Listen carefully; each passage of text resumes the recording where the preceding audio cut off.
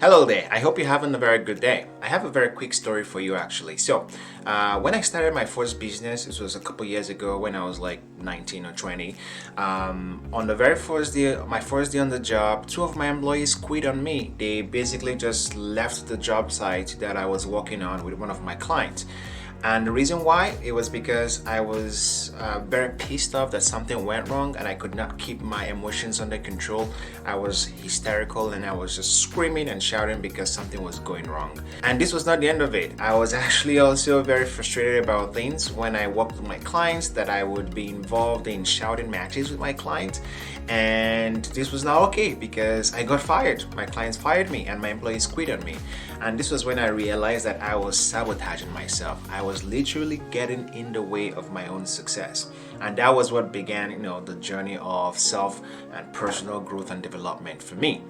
And it's very puzzling, it's very interesting because as human beings, sometimes we actually get in the way of our own success. We sabotage ourselves, which is just crazy to think about, but it happens. It's happened to me before, and I'm sure if you think about a personal experience of yours, perhaps in your business or in your personal life, you've sometimes done things that have actually prevented you from reaching the goals and achieving the success you want to achieve, which is crazy to think about.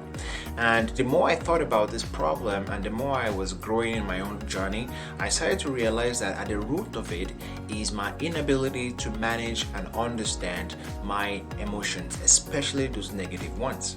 So that really started my growth towards developing myself towards emotional mastery. And there are three things that I learned and started to do that really helped me to overcome this, and I want to share those three things with you. The first one was awareness. So awareness is all about understanding the links between your emotions, so what you feel and what you think and what you do and say. So understanding the links between your emotions and your actions is really key to emotional mastery, because I'm not sure if you've heard of the Dunning-Kruger effect.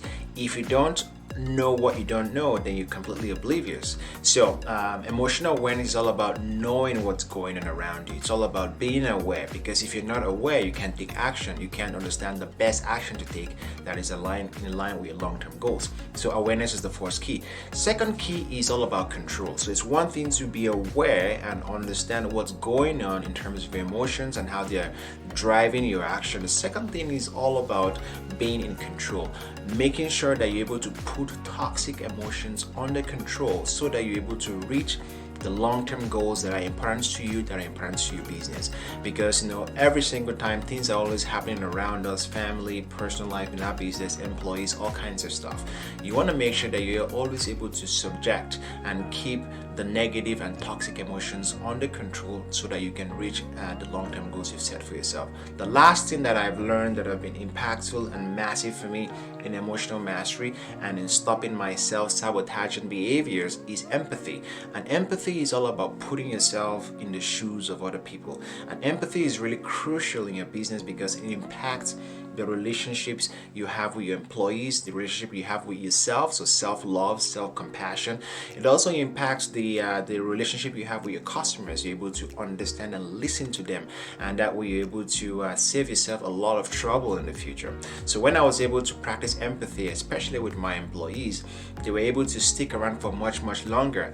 I literally went from two employees quitting on me on the first day of the job to after a couple of years later, employees who really stuck by me for years and years, and they would do anything to make my customers happy. They would literally come during the weekends to do some work for me, not because they don't have anything better to do, but because they truly believed in me, and I was empathetic with them. I built that empathetic relationship with them, and that really lasted long. Until today, we're still very good friends. So three things again: self-awareness, self-control, and empathy. Those are keys to building emotional mastery. I hope that was helpful.